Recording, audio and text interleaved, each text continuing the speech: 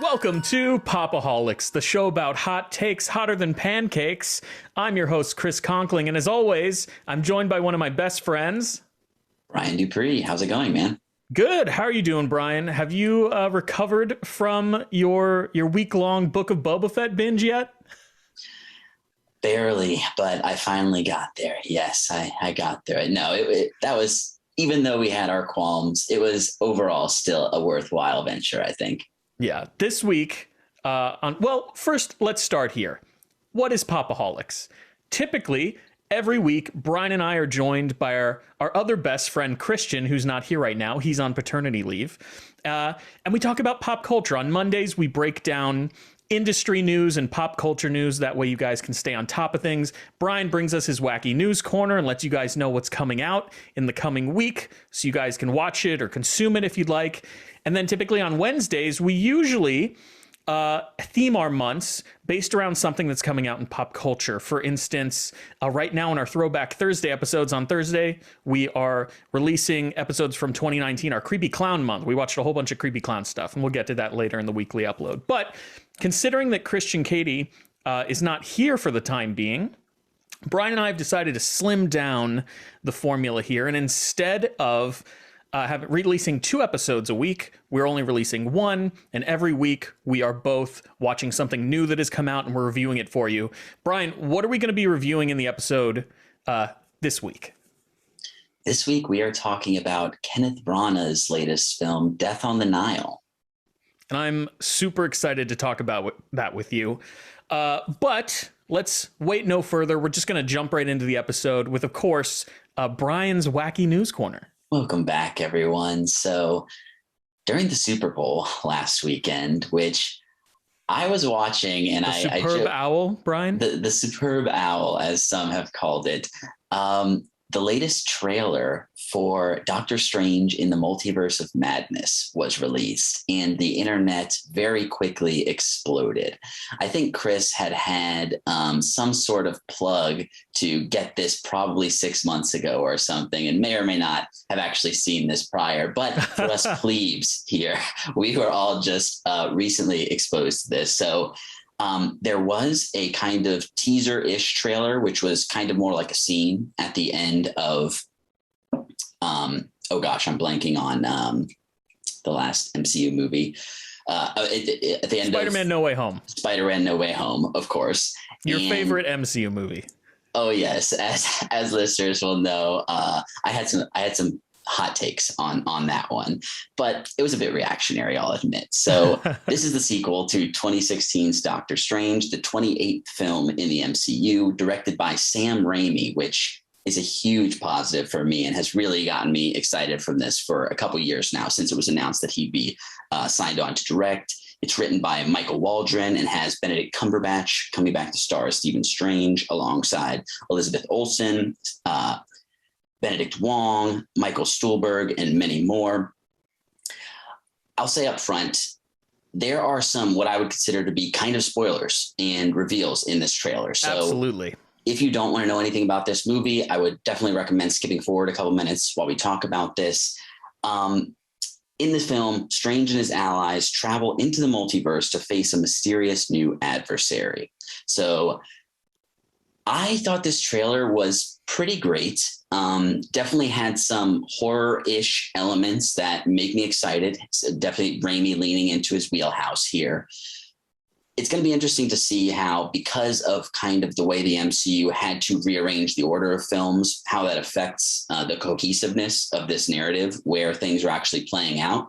But this trailer seems to fit in with where things are right now, coming off of WandaVision, coming off of No Way Home. Definitely going to be incorporating events that have happened seemingly since then. This trailer was super solid. I knew the spoilers before. I actually watched this on mute. So one of the major reveals while I was watching the Super Bowl, I didn't know until I looked online.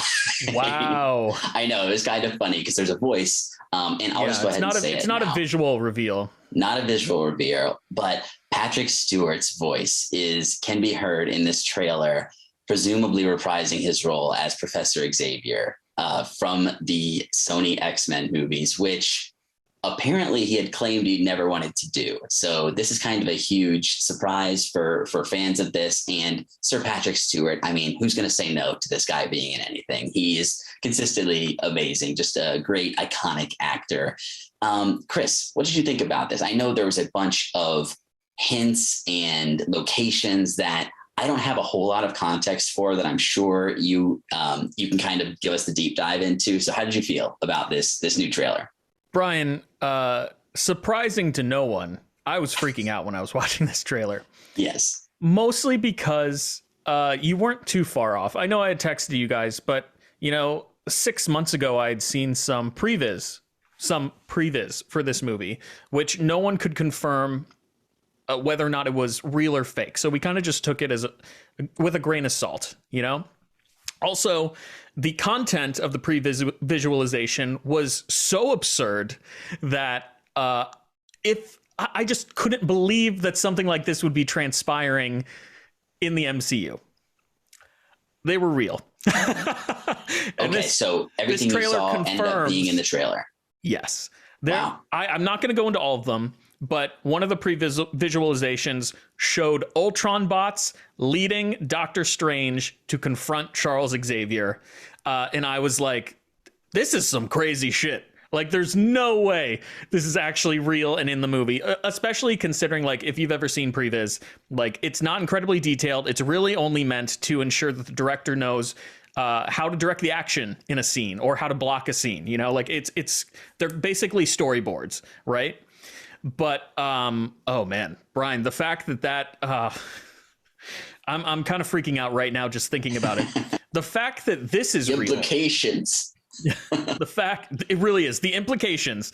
The fact that those pre-visualizations were real means that a lot of the other leaks that we've been hearing about, which I'm not going to spoil here, could also potentially be real. And I just have to say, loyal listeners, if you think that like Endgame was crazy, or if you thought that Spider-Man, the reveal in Spider-Man No Way Home and the big spoiler of that movie was crazy, you don't know what's coming our way.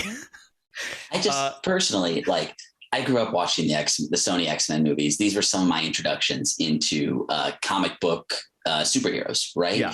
And I have a soft spot for these movies and have followed them, although somehow I've managed to not see the third movie in both trilogies, which by all accounts is probably the smart move from, I think, because of what I heard about them. That's impressive. Yeah, both are not great. So I'm going to go back and watch those before this happens. But with how relatively recently the merger with Fox happened, I don't think anyone expected the X-Men to be introduced so soon into this universe. So, I mean, it makes sense with what happened with Spider-Man No Way Home. And personally, I think I'm going to be a little more in the bag for what they're doing here with my personal predilections. But continue, please. It also makes sense considering what we got in WandaVision. And now we know that, Wanda herself is now a mutant. We can finally say the M word in the MCU now that Disney owns Fox. Is that okay? Okay. I didn't put that together, but that makes sense. And considering that, Elizabeth Olsen is going to be returning for this particular movie, she's going to have a very big role in this movie. Oh, yeah. I'm excited to see the potentiality of her possibly confronting Charles Xavier and what implications that means, for the MCU going forward. So I honestly think that if you were hyped for those other two movies that I mentioned prior, Avengers Endgame and Spider-Man No Way Home, this is going to be the most hype MCU movie coming our way and probably will be one of the biggest Marvel cinematic events ever. So I don't want to spoil anything else. I know our fans don't always like spoilers, so I'll keep them to myself. But all I'll say is this trailer was incredibly good, incredibly exciting, and the hype levels should be over 9,000 right now. Yeah, so that's Doctor Strange in the Multiverse of Madness. Music by Danny Elfman. Another thing that, how even can you go wrong? None of what I just said, like the creative team alone is enough reason to go see this film. It's just incredibly exciting. And it's coming out on May 6th. So very close to that. Obviously, we'll be talking about it in some respect once that comes out. But yeah, Doctor Strange in the Multiverse of Madness. the first real proper trailer is out now and is blowing One last people's thing minds. I'll say, Brian, Sure. and I'm sorry to drag this on a bit. No. If you haven't watched What If yet, and I didn't have the highest opinions of Marvel Studios' What If, nor did I think that it was going to be essential viewing for anything going forward, I would highly recommend watching What If and familiarizing yourself with the concepts in What If, because I think it's going to be very important for a Doctor Strange in the Multiverse of Madness. So there's that. Yeah, I definitely need to go, but that's something that I've missed. So I only saw a couple episodes of that, and we talked about that months ago, Right. definitely going to be checking that out prior to going into this one. So yeah, moving into some other news that I'm interested to see what you think about this, Chris. I am probably not going to like what I have to say about this news story. Yeah, no, I imagine we're of two minds about it, but the Oscars, in a desperate attempt to try and stay relevant to anyone that is not completely up their own ass, basically, with watching movies, as someone like myself kind of is, not to the degree of other people. But they've decided to, instead of, actually giving credit where it's due to people like stunt people who literally have the entire industry on their backs, or below the line credits that never get televised, they've decided instead to give in to the whiniest section of the internet by far. And I'm hoping this turns against them. We have a BTS moment where we just get a completely radical left turn. But let me actually get into what we're talking about. They've introduced two new categories that are driven by fans and are going to be not only through their website, but also through Twitter hashtags. So the first one is called Oscar Fan Favorite. So using the hashtags Oscars Fan Favorite and hashtag sweepstakes, starting this coming Monday, Twitter users can basically up to 20 times a day decide what was their favorite movie of 2021. And the Oscars are going to televise this, and three people will win. Yes, 3 Twitter users who cast their votes will be selected for an all expenses paid trip to Los Angeles to present an Oscar at next year's awards. So that's the first one. There's also going to be a second award that is called hashtag Oscars Cheer Moment. That is people's favorite moment of the year, with a similar thing where 5 people are going to get a year's worth of movie tickets or something like that. I am just very cynical about all of this at this point. The Oscars are already, aside from Hollywood themselves, largely irrelevant. And I have to use the caveat that people who win Oscars do largely go on to get a lot more acting work. So I can't lie and say that these wins don't mean anything for the people who get them, because they undeniably do. But in terms of getting people to watch the Oscars, I seriously doubt that this is going to significantly change who tunes into this, at least live, right? And it's just going to make Twitter completely insufferable with people tweeting 20 times a day with these hashtags. So go ahead and mute these things now if you do not want any of this ludicrous nonsense. On your timeline, Chris, go ahead and counterbalance me here. You're expecting me to counterbalance you, Brian? I agree with you. Okay. I have expected you to be like, expect 20 No Way Home tweets per day starting on Monday. Oh, that's 100%. Oh, from me personally? From you, yeah. No way. Dude, okay. Look, I love the Oscars. In college, when we were in film school, the Oscars were like the Super Bowl for us. We would gather, we would have parties, we would enjoy watching them.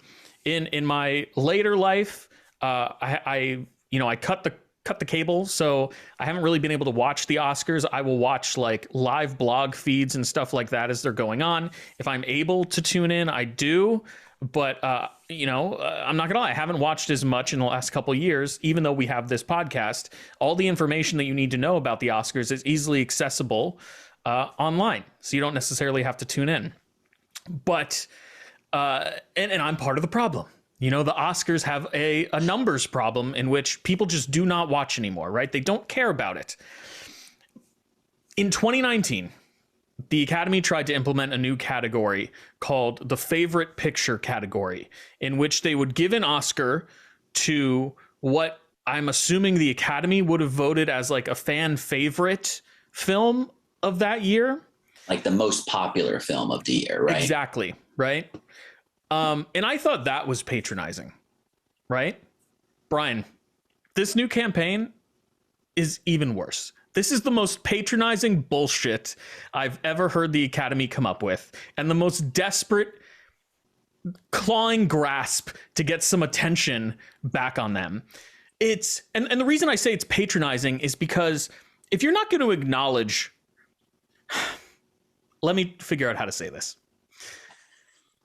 Spider-Man No Way Home, while it has its critics, it's made, you know, it's the third highest grossing domestic film in history at this point. Like, it's made a ton of money. It has single-handedly basically kept the theater industry alive during pandemic times. It's the highest grossing pandemic film to exist in the last 2 years. If an Academy that is supposed to celebrate film is not going to at least give that the 10th slot in Best Picture. So you're going this way. Okay. The Kevin Smith route. I will never say that it would have won Best Picture. It cannot. There's no way in hell it could win Best Picture. But I think the Academy should have at least acknowledged it. And now they know that this is absolutely going to be Spider-Man No Way Home. Like, No Way Home is going to be the winner of this film, or of this campaign. That's my prediction. I don't know if you've heard of a little hashtag called Restore the Snyderverse, Chris, but that will also be a thing. I doubt the Academy will acknowledge that, because the original film came out in 2017. I don't foresee the Academy acknowledging that. It will not be for lack of Snyderverse trying. I'll tell you that. No matter how much I love that movie, Brian, I am on your side. It is going to be an insufferable couple of weeks on Twitter. Yeah. But it's just, it's not a good look, in my opinion, because you have so many film fans that don't see the movies that they acknowledge at the Academy Awards. And I also love those movies. We're about to talk about a movie that I don't think is going to win any Oscars, but I think it falls in the same vein as a lot of the movies that they acknowledge in the Oscars. These pictures that not a lot of people go out to theaters to see anymore, right? A lot of people save their money for the big blockbuster events, which is sad, but is a reality of the current state of the industry. And I don't know, just a Twitter campaign to see what the most popular film is or fan favorite film is. And then on top of that, another Twitter campaign. So everybody, if this had taken place in 2019, the cheer award would have gone to Captain America fucking picking up Mjolnir. Like that. Yes, and it's moments like that. I don't know. It just upsets me. If you can't tell, I'm riled. But it upsets me because neither of these things are new Oscar categories. They're just campaigns. You know, they're trying to draw more attention to the show itself.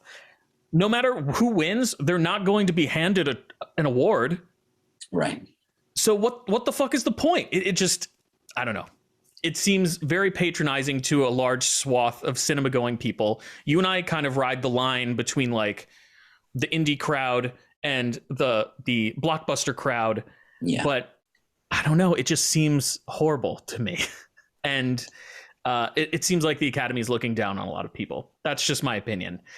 And then to top it all off, and I know I've been ranting a lot about this, but to top it all off, one of the prizes for partaking in this sweepstakes is getting flown to the Oscars to present an award in a category that you give zero fucks about. Because I guarantee you, the person that wins is going to be someone who loves blockbusters and gives zero fucks about the indie film scene.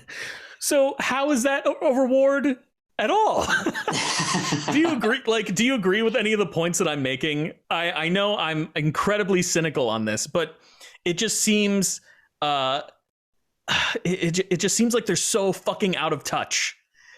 No, I mean, you're entirely right. Right. The awards that are inherently based on a insulated bubble of the industry to try and get back in touch. Let's go to one of the worst representations of humanity, Twitter. To act like that is the better, the more representative branch. It's silly on multiple fronts. I totally agree. What if an alternative, and it's not like they're listening to our show, but like They easily could Hear have this, set up, Academy. listen to the Pop-O, we know what to do. And alternatively, they could have created a page on their site where you could cast your vote that way. And you can still go to the Academy's website and cast votes that way as well. It's not just on Twitter. That's a much better way and more respectable way, I feel, to handle this. How many people are actually going to do that, though? Oh, yeah. No, everyone's going to do 20 annoying tweets and, mute them now, folks. Mute them now. So, yeah. I apologize, listeners. No. If you disagree with Brian and my take on this new, I don't even want to call them categories. They're not categories. It's a sweepstakes. Email us at popaholicscast.com. We would love to hear your opinion. And I would personally love for you to change my mind because I don't like being this way. I'll toss it back to you, Brian. Yeah, so I think we've said enough about that. We'll talk more about the Oscars as we get closer, probably. But that is what it is. A couple of new fan favorite categories coming to the Oscars this year. All right, the third piece of news proper. I know, even though Chris has read the scripts for season 1 and 2 of Peacemaker, he hasn't watched the show yet. As of recording, the final episode of season 1 just dropped today, and I haven't had the chance to watch it. But I can say this is easily one of my favorite comic book shows of all time. And it's one of the most enjoyable shows I've watched in a really long time. I completely was not expecting to be like the comedy I expected from James Gunn. Obviously, he's done excellent comedic work, his Guardians stuff as well. There are solid emotional moments, but in the middle of this season, I was straight up bawling during one of the climaxes of one of these episodes. And it was just absolutely brilliant on a filmmaking level and on an emotional storytelling level. So when I saw the news that Peacemaker got picked up for season 2 on HBO Max, I was ridiculously hyped for it. Not only that, James Gunn, who wrote the entirety of season 1 and directed 5 of the 8 episodes along with, let me get their names right, Jody Hill, Rosemary Rodriguez, and Brad Anderson. He's going to be writing and directing the entirety of season 2. So this is a spinoff from his feature film, The Suicide Squad from 2021, and stars along with John Cena in the title role, Danielle Brooks, Freddie Stroma, Chakudi Iwuji, Jennifer Holland, and Steve Agee, who played the Peacemaker squad here. And I'm not going to get too much into the plot of this show because it kind of spoils a bit of the Suicide Squad, but definitely look this up. It's on HBO Max. And like I said, it's up there right now for easily going to be in the running for one of my favorite shows of this year. Chris, I know you haven't seen this show, although you're relatively familiar with it and will be watching it at some point soon. You're a James Gunn fan, right? How do you feel about this getting picked up for a second season? This is completely unsurprising. Yeah, considering how much love and praise this show has been getting online. Every single week, it seems like people are just loving the show more and more and more. And to my understanding, John Cena is delivering an excellent emotional and comedic performance as this like really out of left field comic book character Peacemaker that we saw in the Suicide Squad. But like I said, Brian, this is just not surprising at all. James Gunn is an incredible talent. Everything that he's touched in the superhero genre has been gold, in my opinion. He has a really great knack for taking obscure comic book characters and making people be able to relate to them, showing the humanity in them. So I'm excited that the show's gotten picked up for a second season. I plan on binging the entire thing soon. I just haven't had time over the last couple weeks. We may have made a mistake, Brian. We probably should have reviewed Peacemaker instead of the Book of Boba Fett. But hey, we got to have Steve on and send him down a Star Wars rabbit hole that was frankly impressive. So I think it was definitely worth it. Absolutely, 100%. But yeah, I'm excited to watch season 1, and I'm so happy for the creative team and everybody involved with the show that they've been greenlit for a season 2. That's great news. Yeah, so I'm sure we'll be talking about that as that is in production and closer to coming out. But Peacemaker renewed for season 2 on HBO Max. Definitely check out season 1. The finale is out now. Moving into some stuff that's coming out this week on TV, on the small screen on Disney Plus, we have something that when it was announced, I talked about in our news section, but The Proud Family, Louder and Prouder, is a new show coming to Disney Plus. This is created by Bruce W. Smith, who made the original show, The Proud Family, which ran from 2001 to 2005 on the Disney Channel proper. Something that I grew up watching at the time. Was kind of a Disney Channel kid, loved their original shows, original movies. Going back to them now, they probably are not particularly good, but can't deny that they informed my love for movies, and they were so consistently there that, I love movies. So I grew up watching these a lot. This is also created by Ralph Farquhar and stars Kyla Pratt, Tommy Davidson, Paula Jai Parker, Joe Marie Payton, and Cedric the Entertainer. The premise of this show, for those who don't know, and it takes place a bit after, but not that many years after the original run. It follows the story of Penny Proud, a 16-year-old girl and her family, as they navigate their lives in the 2020s. If you don't know about this show, go ahead and watch the trailer. It's not something that me and Chris are probably going to be checking out, but if I had kids, this would be an easy one to watch. Having grown up watching this, we're at an age now for people who grew up watching it, probably at child rearing age. And it's cool to have these sorts of things come back, even though, we're in a bit of an IP nightmare. I think this is something that probably would stand up as a child's cartoon, coming of age story, just an animated sitcom that is really funny and has some very memorable characters, as well as an iconic theme song. That is The Proud Family, Louder and Prouder. What did you think of this trailer, Chris? Brian, our generation loves nostalgia. I'll say that. Oh, yes, we do. Everything that's old is new again. But I think The Proud Family is a worthwhile property to bring back. Like you said, a lot of our generation is at the child rearing age, and it's fun to share things that we loved in our youth with our children. I don't know if I'm going to be checking out Proud Family. I might watch a couple episodes. I used to just watch it when it was on TV, Yeah, just random episodes. Yeah. And I remember enjoying it as a kid. But I watched a trailer. It looks really cute, just like the original show. So, I mean, it's probably going to be a really wholesome cartoon to check out. Yes, that'll be on Disney Plus this Wednesday. The Proud Family, Louder and Prouder.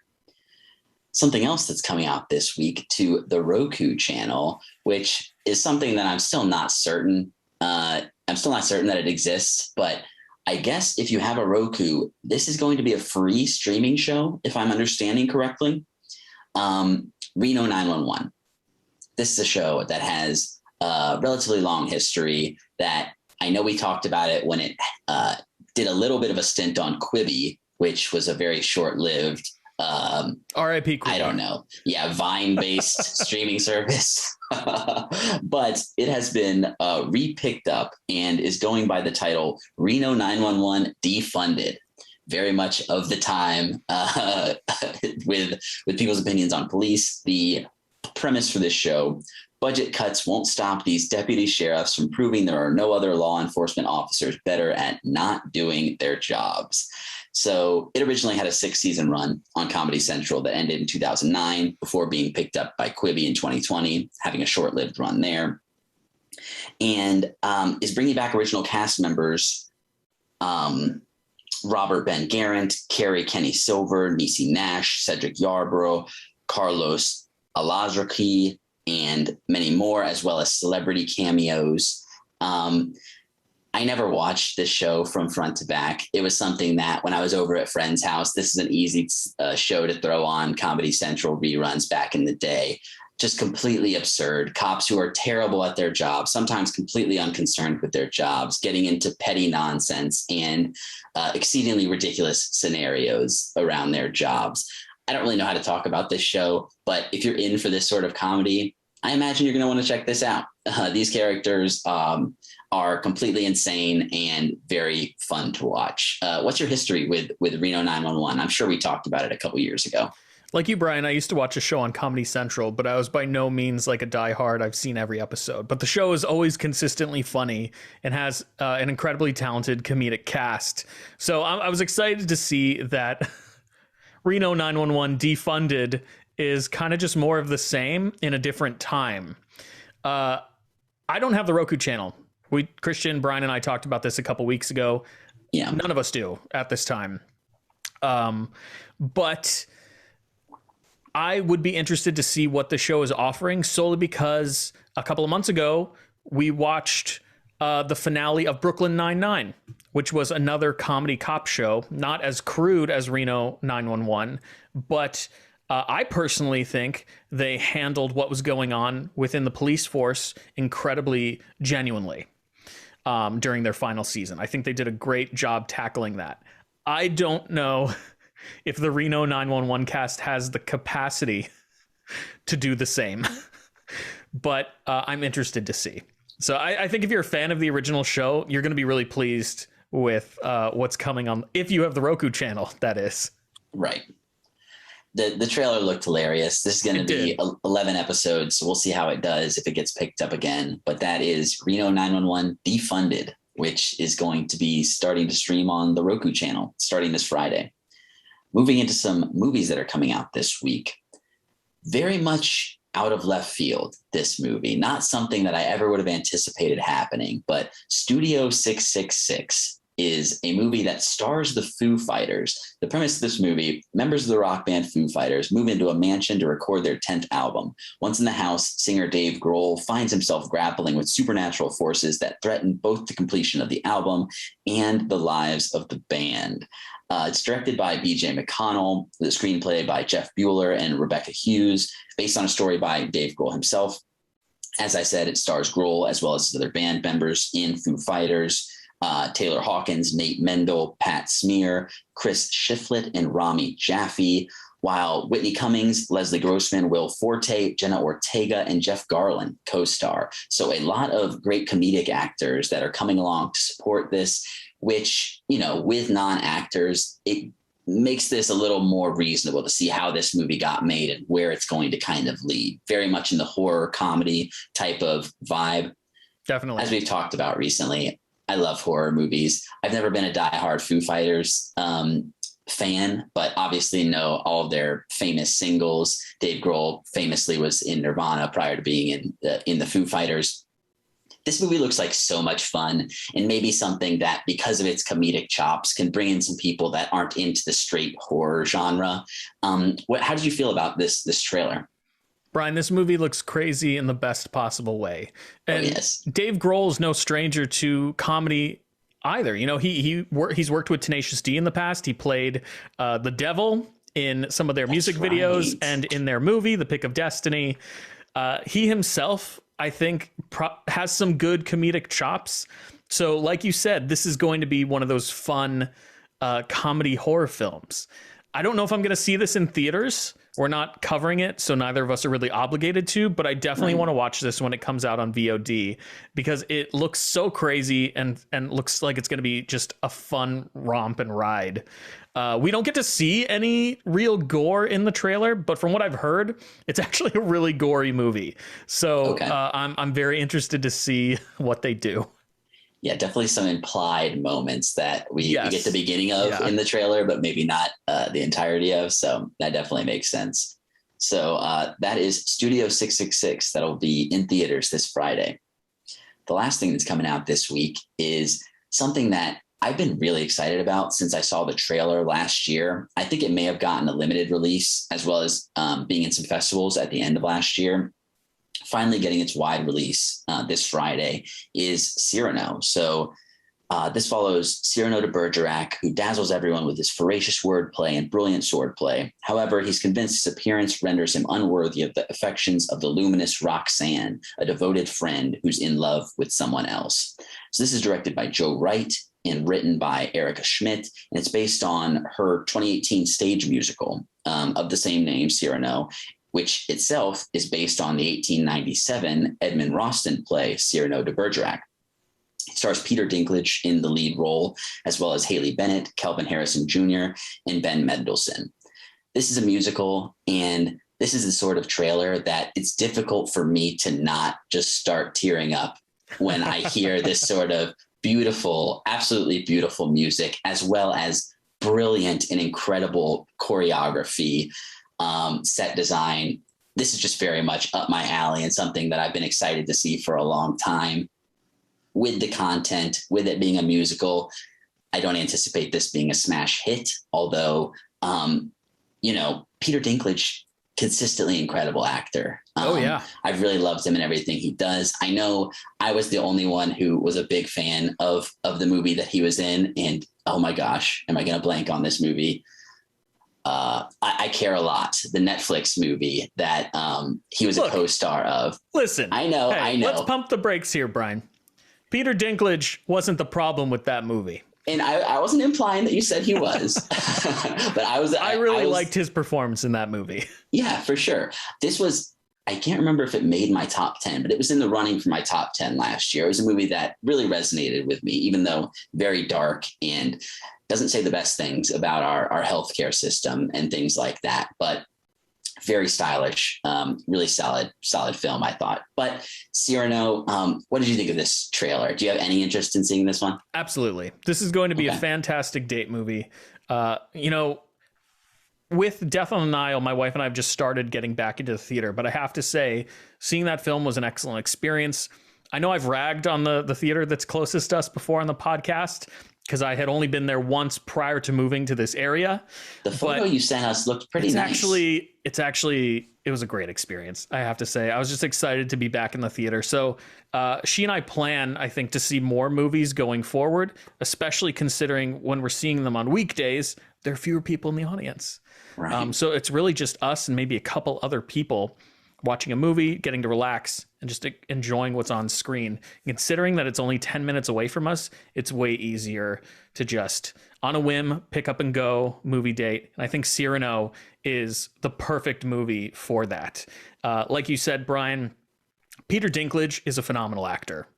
And I love musicals as well. So I think this is going to be a win-win. Like you said, it's not going to break the bank in terms of box office. Unfortunately, it's no Spider-Man, No Way Home. I say that ironically, but I am very excited to see this movie. Yeah, so that's Cyrano. That'll also be in theaters this Friday. And that wraps it up for the news. Brian, that was exceptionally wacky and a little angry at the beginning, mostly from me. A little turned up, but justifiably, I'll say. Thank you for delivering the wacky news. As always, Brian, we appreciate it. We're going to jump right into the Pop-O-Holics Community Feedback Corner. Welcome back to the Pop-O-Holics Community Feedback Corner, loyal listeners. In this part of the show, Brian and I do a little bit of housekeeping. We talk about what's coming out on our Throwback Thursday episode over on our YouTube channel. When we have them, we also talk about poll results. Or if you've rated us 5 stars on Spotify or Apple Music and you've written a review for us, we'll always read it here in this section as well. For the 4th week in a row, we do not have poll results and we don't have any new written 5-star reviews. However, we do have a Throwback Thursday episode coming out on our YouTube channel on Thursdays. We're in the middle of the episodes that we recorded in 2019 for October, our Creepy Clown month. Last week on our Throwback Thursday episode, we reviewed Joker, Todd Phillips' film. And continuing with that kind of Joker theme on this week's Throwback Thursday episode, we're going to be reviewing not only the Killing Joke comic book, but the animated adaptation that came out as well. And we'll be doing some comparison of the two. So this Thursday, head on over to youtube.com/Pop-O-Holics and check it out. That's going to do it for the first section of the show. It was a tight one, Brian, right? Yeah, not bad. Very tight. So we're going to take a quick break, but when we come back, we'll be talking about Death on the Nile. Ladies and gentlemen, please welcome the newlyweds, Mr. and Mrs. Simon Doyle. You must meet Hercule Poirot. My congratulations, madame. Merci. Well, he's only the greatest detective alive. I suspect you invited me for reasons other than the fun. You had something to hide. We have the Karnak all to ourselves, a chef and enough champagne to fill the Nile. Should have hidden it, shouldn't you? When you have money, no one is ever really your friend. It's too late to change events. It's time to face the consequence. Someone is dead. The crime is murder. That was from the trailer of Death on the Nile, based on the 1937 Agatha Christie book of the same name, directed by Kenneth Branagh, written by Michael Green, score by Patrick Doyle, cinematography by Harris Zambarlukos, with a budget of $90 million. So far, as of this recording, it's grossed $37.9 million. The starring Kenneth Branagh himself, Tom Bateman, Annette Bening, Russell Brand, Ali Fazal, Dawn French, Gal Gadot, Armie Hammer, Rose Leslie, Emma Mackey, Sophie Okonedo, Jennifer Saunders, Letitia Wright, and Susanna Fielding. That is a huge cast. And might I add, a very attractive cast as well, Brian. Oh, undeniably so. Yes. Before we get into our history with the genre, though, and our thoughts about Death on the Nile, loyal listeners, you just saw the trailer. And we have to say that Depeche Mode remix is a bit of a banger, in my opinion. Every once in a while, there comes along a song and a trailer that merge together to create a perfect piece of marketing. And I think that Depeche Mode song, Policy of Truth, is probably the best choice that they could have made for this particular trailer. We've made fun about this practice a lot in the past, where studios will take older songs, remix them, make them slower, and then put them into trailers. But I was ready to see this movie prior to the trailer, and adding that song to the trailer just kind of amped up my excitement for it. Brian, how did you feel about this Depeche Mode song in the trailer? So I don't think I had heard the Depeche Mode song before, so the trailer was my first introduction to it.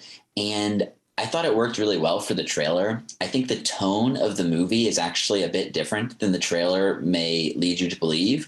But for a murder mystery, this song very much fell in line with it. You sent me a YouTube version of this song that wasn't from the trailer. And I think it kind of affected my opinion of it because the sound would drop out where dialogue would be, I think. So it was kind of going in and out throughout the course of the song and made it kind of a strange listening experience. Oh, weird. I didn't realize that was the link I sent you. I'm sorry. No, it's okay. It makes sense that that it would be that. But listening to the much longer, I think it's double the length, the original song, I am kind of going through a synthwave phase. I've gone back and listened to a bunch of groups from the 80s and kind of like the big famous synthwave, that style of pop, or not pop albums, but synthwave albums from like the late 70s through the 80s, even early 90s a little bit.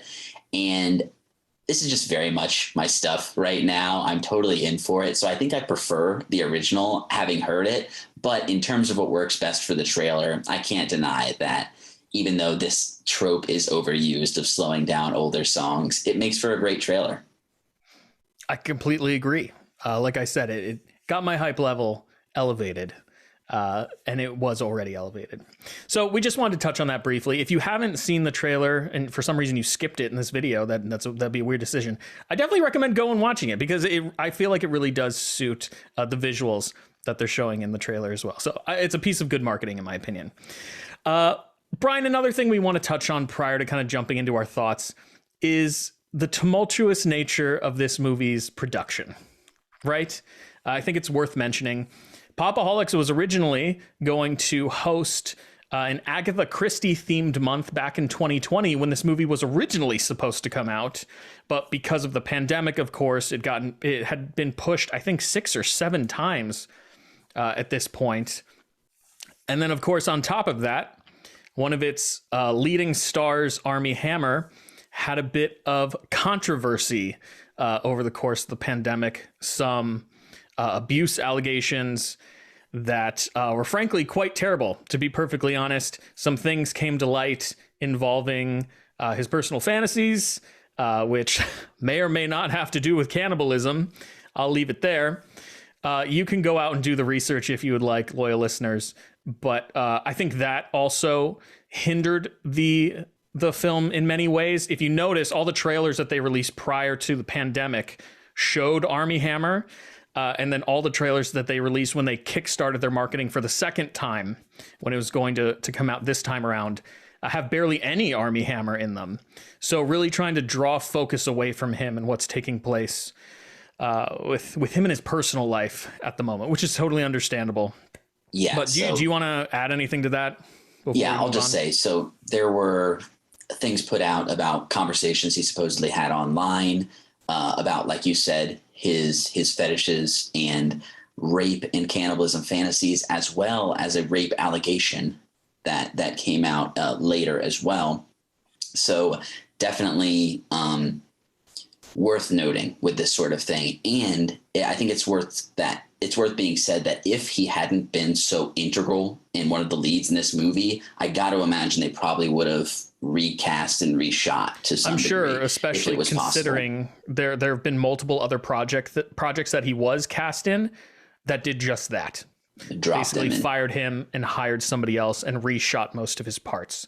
Right. But I think at this point in time, it was probably too late to replace him. And like you said, considering he's so integral to the plot, it would have been incredibly difficult to do so. But that being said, Brian and I are going to talk about Armie Hammer's performance going forward. And we just wanted all those allegations to be known, regardless of how Brian and I feel about his performance. We don't necessarily agree with what's taking place in his personal life. Yeah, definitely don't want to downplay any of the serious allegations that have come against him. Yes. So that being said, let's talk about our thoughts. But first, Brian, what's your history with the murder mystery whodunit Agatha Christie genre? So I think this is my first Agatha Christie adaptation somehow. I know there has been a ton of them, and there's been ones that I've wanted to see in the past that I haven't gotten around to. Some classic ones from the 70s, as well as Kenneth Branagh's first one with Murder on the Orient Express, which has also been made in the past. But growing up, I watched things like Harriet the Spy. This was a go-to in my childhood, as well as not only the Scooby-Doo cartoons, but the Scooby-Doo movies, which aren't exactly murder mysteries, but I think they're fitting in this sort of style of genre, especially. Yeah, they're just a toned down version. Yeah. And then as I got a little bit older, things like Clue the movie, a classic that I watched probably, when I was 12, 13 years old and really enjoyed. And coming back to that, I think that movie really holds up and has some excellent performances. And then watching the multiple endings, it really makes this sort of movie very fun because it's a whodunit that has a bunch of different endings. And I think this is fitting for where the movie that we're talking about today kind of goes as well.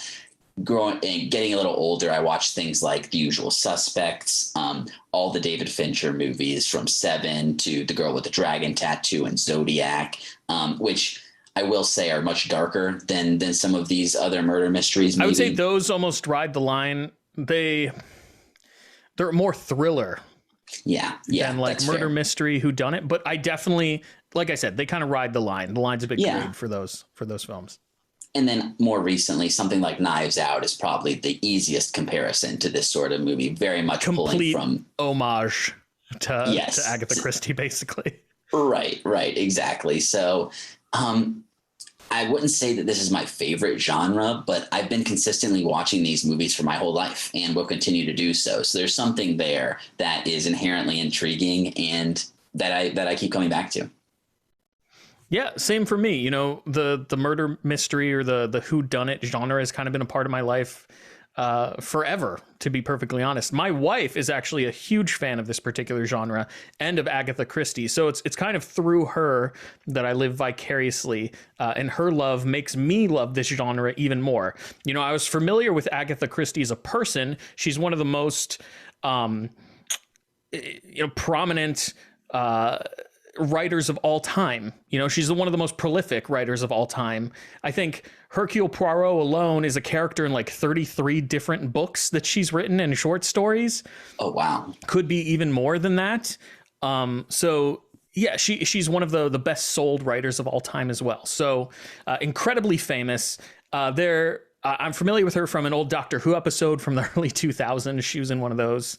But speaking to that, characters like Sherlock Holmes and Hercule Poirot and even the Doctor from Doctor Who, I've always really enjoyed these like incredibly intelligent, observant characters, and it's fun to watch them work. So I was a huge fan of Murder on the Orient Express. I think Kenneth Branagh did a great job directing that movie as well, starring in it. And we'll get into our thoughts on Death on the Nile, but I think this is just kind of more of the same. So I really enjoy this particular genre.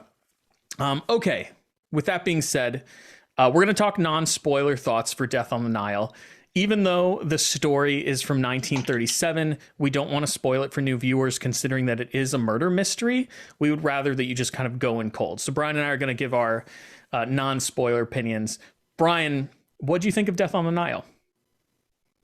This was a really great time at the movies. I kind of want to start with last year. I was very much going in, seeing a ton of movies, and I don't know if it's that I got a little bit burnt out or what, but I just haven't been going as consistently. I think I got COVID, and that kind of put me on pause for a while, and I've been a little bit hesitant to go back in public a whole lot. Yeah, of course.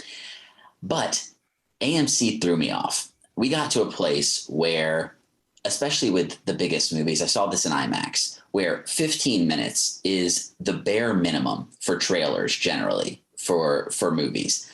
I got to this movie at 16 minutes after the supposed start time, and the movie was already rolling.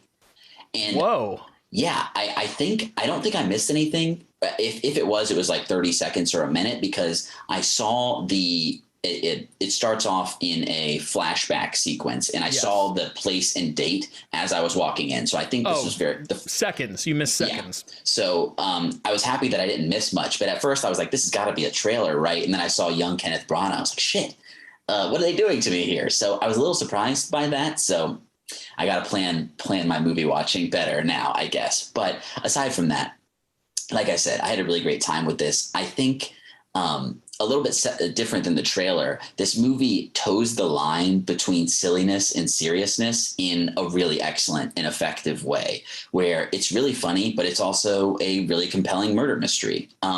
It's the best sort of these sort of movies for me, where all of the characters who could possibly be the killer could reasonably be the killer. And it makes it such that you really, even though you can see once the reveal happens, you can kind of go back and see how it's all put together, but they give you a whole lot of kind of throw-offs and missteps that make it really fun and unpredictable. So I thought it really worked well in that regard.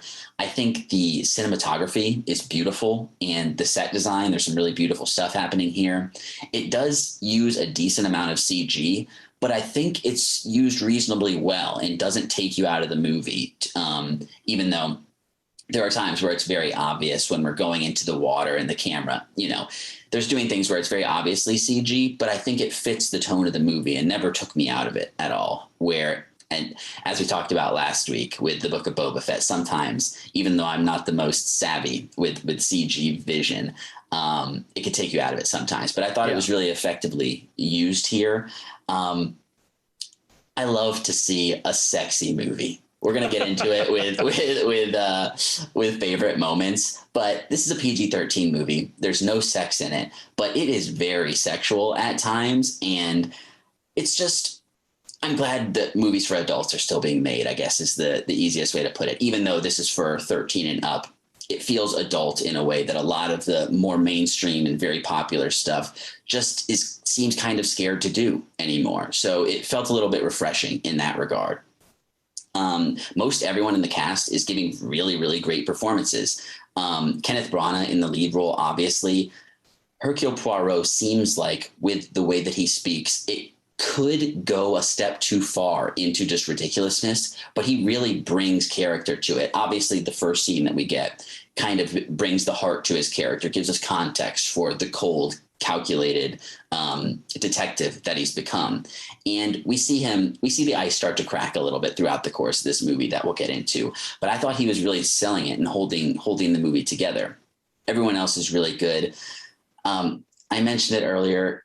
Gal Gadot has never really sold me on her acting chops entirely. I think she's fine and she doesn't ruin the movie by any stretch of the imagination. But with everyone that she's around doing really solid performances, she feels a bit flat to me. And it's unfortunate because the movie, it's really, really well done. So I'm not going to harp on it. I think she's fine, but feels like the weak link a little bit in this cast for me.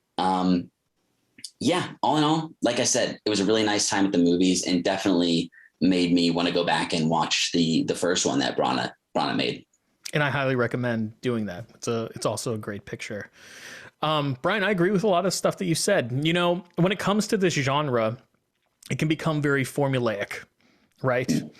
A lot of Agatha Christie's books share similar beats. Once you watch Murder on the Orient Express, you're going to see that it has a lot in common with Death on the Nile. But I have to say, I think this genre of filmmaking is so much fun.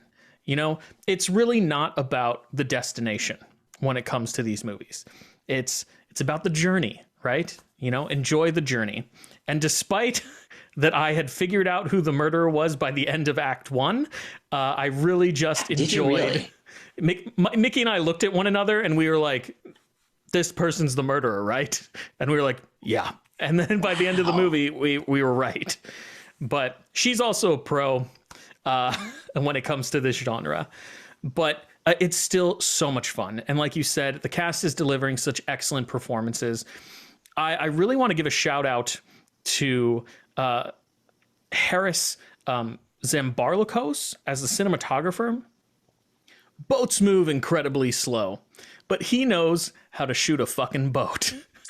Granted, a lot of the shots are still CG, like Brian mentioned, but the way in which the film frames the boat, a lot of like anchors dropping and levers being pulled and stuff like that really adds to the tension of what's happening on screen. I thought they did an excellent job with that. You should be able to build tension in a movie like this.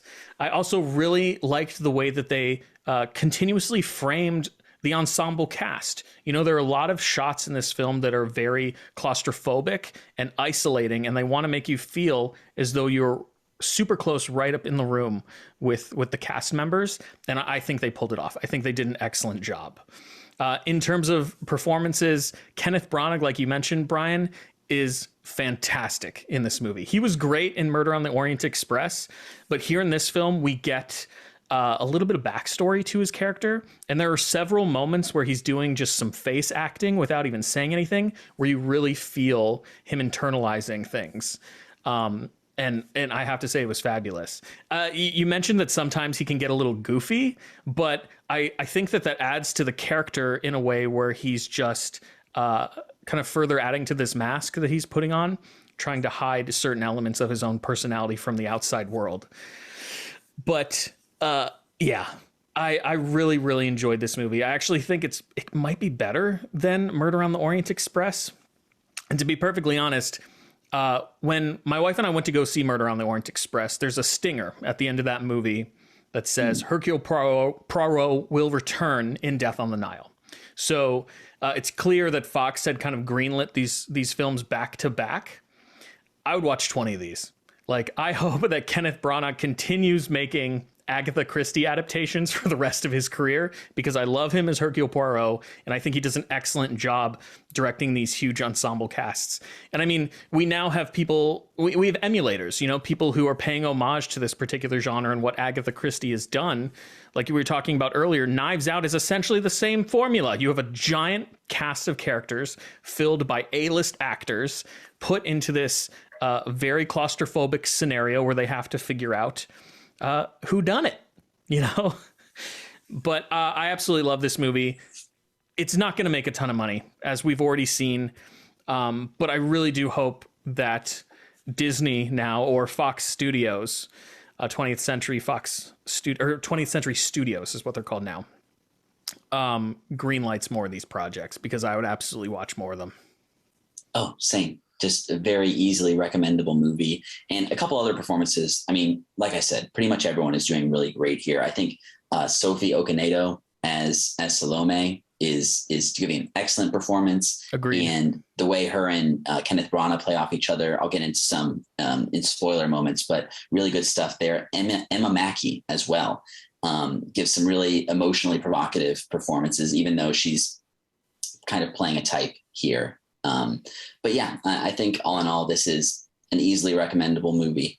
And I am not a savvy enough murder mystery savant to have figured it out so soon, but maybe I'm just a bad viewer. So I'm glad you still enjoyed it, though. I think you were just completely immersed, and that's a good thing. But with that, that's gonna do it for our non-spoiler thoughts. We're gonna dive into spoilers here with some of the moments that we thought were standout moments from the film. So Brian, I'm gonna kick it back to you. If you haven't seen Murder on the Orient Express, oh my gosh. If you haven't seen that, go watch it. But also, if you haven't seen Death on the Nile, pause here, go watch the movie, come back and hear what we thought were our standout moments. So Brian, what were some of the moments that stuck out to you while watching this movie that you really enjoyed? More like deaths on the Nile, am I right? There are always deaths, Brian. People chopping left and right. You always have your like focal death, right? The main character that dies, and that's what kicks it off. That's who Poirot has to figure out who their murderer was. And then along the way, inevitably, the murderer kills multiple other victims to try and throw Poirot off the scent. It's the same thing over and over again, but damn it if it's not incredibly entertaining. Right. No, hard agree. So from the beginning, I got to say my friend Peter, who I do the adaptations podcast with as well, he had told me about the dance scene in the beginning of this movie. Oh, yeah. And my God, Armie Hammer and Emma Mackey are essentially having sex on the dance floor in the beginning of this movie. Absolutely. Just really bumping and grinding, and the most basic definition, and attractive people getting down. It's like, wow, okay. All right, I'm here for it. After this, he takes Gal Gadot and Blade Runners her, throws her onto his face. And I was just like, dear God. Blade Runners her. Really going for it. Yes. Little callback there. But I was kind of surprised with how sexy this movie got at times. And I think it kind of adds to the tension, that there are these kinds of stakes. It suits the melodrama, of what exactly. the genre is trying to deliver. Yeah. So just continuing on my sexy note, Gal Gadot and Armie Hammer in this ancient Egyptian tomb where a pharaoh is buried with his wife. She's quoting Antony and Cleopatra and talking about a steak out as she's about to drop this man's pants down. And then they almost get killed. I was like, oh my gosh, yes, like this is so perfectly tense. These people needed a room, like very clearly at multiple times. But like I said, it's just kind of refreshing to, in a PG-13 movie, it's not a hard R. There's nothing super, super graphic, but they are just making it sexy. And I think it sells what needs to be sold with the reality or pseudo reality of this relationship. And it's part of what threw me off this. I bought their sexual dynamics, even though, I've talked about Godot's acting. I think all of this stuff is really, really working very strongly. I completely agree. It is an incredibly sexy movie. And Brian and I were joking prior to recording. We were talking a little bit about the poster of this film and looking at the cast. They're just an incredibly good looking cast. Beautiful people. Yeah. We'll leave it there, though. Yeah, we don't have but to it makes grotesque. sense for this particular period piece, with the tone that the film is trying to elicit. You want good looking actors to play these really interesting characters, I suppose. So should we go back and forth? What was one of your favorites? As I mentioned earlier, when I was talking about Kenneth Branagh's performance, the scenes that stick out to me most are really the scenes where he's speaking to another character and then gets lost in memory. Whenever he's thinking about his wife, he'll be talking about one thing, or toward the end of the film where he has most of our remaining ensemble cast trapped in a singular room and he's about to reveal the murderer. One of his best friends has just been murdered. Tom Bateman, Book, who was also in Murder on the Orient Express. He's kind of like an assistant character to Poirot, has just been killed. And an ace shot, by the way, with a very small gun through the throat. It's like, wow, this person has been doing their target practice. Welcome to the murder mystery genre, Brian. Your shots always hit your mark. Yeah, of course. But Kenneth Branagh is delivering this monologue about how he's going to find the murder. And there's a moment where he says that he would rather be having a conversation with Book. And you can see on his face that he's just like completely distraught in this moment. but he has other responsibilities to tend to, and he really doesn't have time to mourn. Or there's a scene where he's a little drunk and speaking with another one of the passengers, and he starts talking about his wife, or his deceased wife. And there's a moment where like Kenneth Branagh makes his voice crack a little bit, and you can see his eyes welling. He never flat out cries in the movie, but the film always makes sure to frame his face and get a really close up on his face to capture all these reactions. And I mean, he's just a really talented actor. Like, he doesn't even need to say anything, and you know exactly what he's feeling, especially for a character like Poirot, who's typically more guarded than this. I really, really enjoyed getting to see these moments in this film. Yeah. Working off of that, the fact that his relationship with, is it Book? Book. So yeah, his good friend, who I feel like he kind of felt like he betrayed a bit by lying to him and having worked for his mother, investigating Letitia Wright's character, who we find out have been dating. And that leads into one of my favorite scenes where that reveal happens. And he basically says that Wright's character is kind of too good for Book, which I thought was kind of funny. He kind of dresses it down a little bit. But I really liked that moment. And as well as Poirot's, as I mentioned earlier, relationship with Salome. I think the sexual tension between them, it's completely adorable when he's talking about how he wasn't expecting to enjoy her style of music, but it actually resonated with him. And it's like, oh, Hercule, how sweet. You're kind of breaking down a little bit of barriers. But that's also, it's so Poirot, it's so difficult to say his last name. Hercule Poirot, it's so, he's like one of these characters that I was talking about prior. Not so much like Sherlock Holmes. Sherlock Holmes has had sexual relationships in the past before, but in terms of like characters like the Doctor from Doctor Who, you don't necessarily view these characters as sexual beings because they're so focused on their mission, right?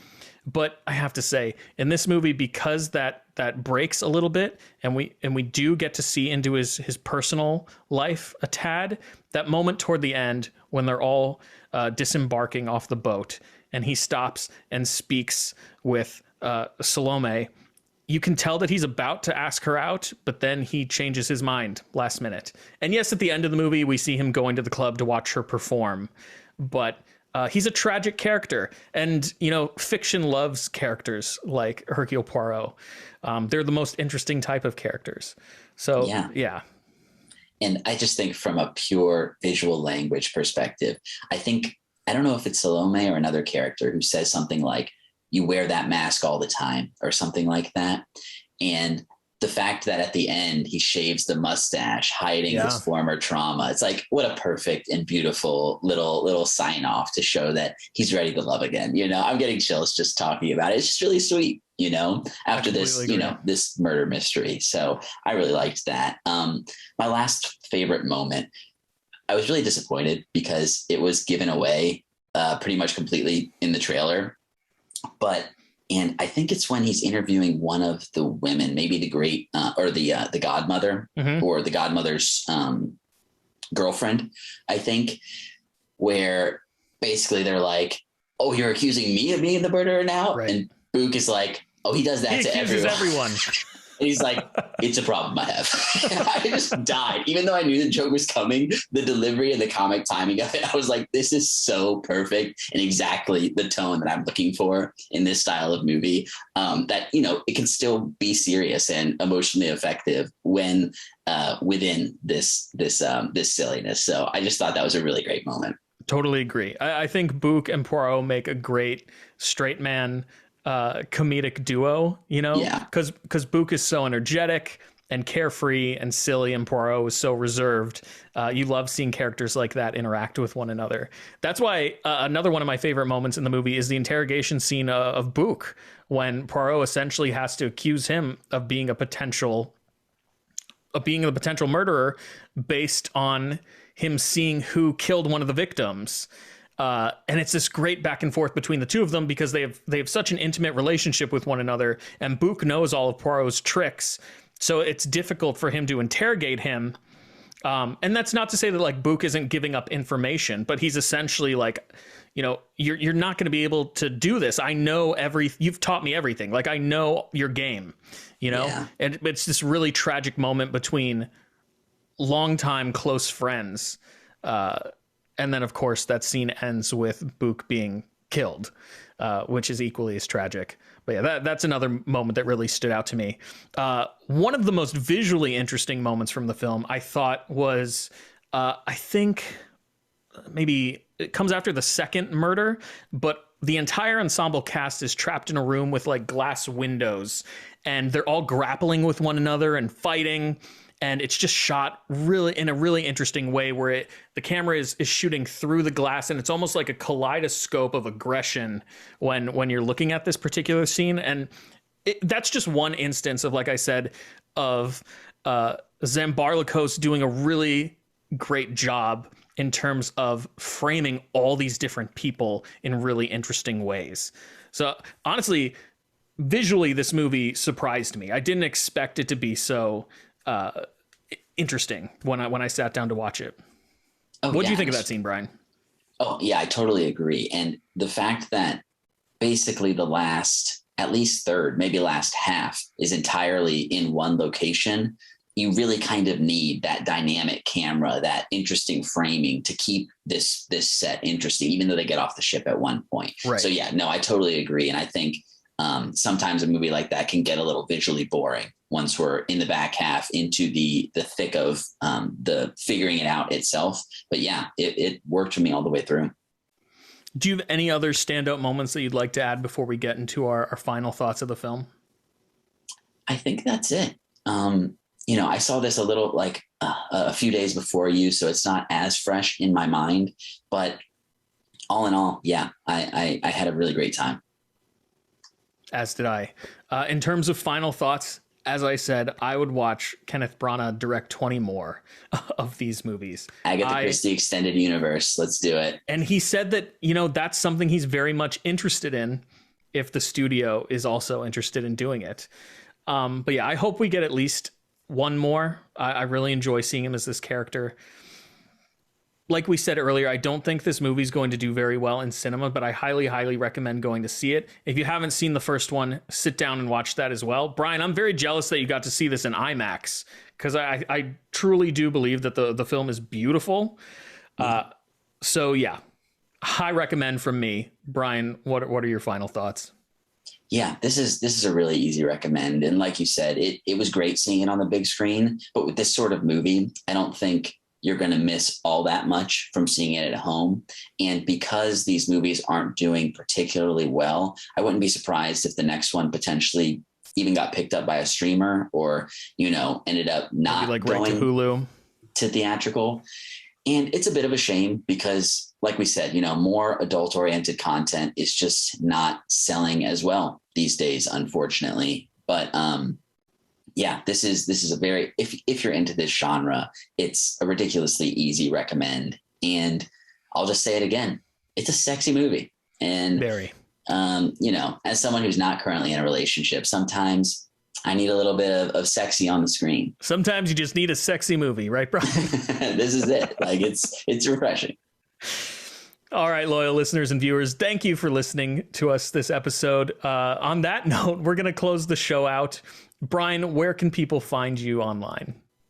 You could find me on Twitter at True Pop-O-Holic. And loyal listeners, you can find me on Twitter at Chris Conkling, talking about all things nerdy, comic books, movies, video games, television, collectibles. If it's nerdy, I'm talking about it. And you can find Pop-O-Holics on Twitter as well, at Pop-O-Holics. We have an Instagram at Pop-O-Holicscast. And of course, you can email us at popaholicscast@gmail.com with any feedback. If you want to argue with us about any of our opinions, if you have any recommendations about things that we should cover in the future or guests that we should have on the show, we're always happy to hear what you have to say. And thank you for taking the time to email us as well. If you are listening to this on the audio feed, we also have a YouTube channel, youtube.com/Pop-O-Holics, where you can see our faces instead of just listening to our voices. But that's going to do it. Brian, what are we going to be talking about next week on Pop-O-Holics? Pop-O-Holics only in theaters this next week. These next few weeks, actually, we are seeing the Tom Holland-led Uncharted. Is it an Uncharted movie, Brian? We're going to find out. Well, it's definitely Tom Holland. I'm gonna go out on a limb here and say this movie will not be nearly as sexy as Death on the Nile. I hope not, to be perfectly honest. It is a totally different genre, and I can handle that amount of sexy in a murder mystery. But in terms of adventure movies, I don't know if that's exactly what I'm looking for. Anyway, no, you're right. Thanks for watching and listening. We'll see you next time on...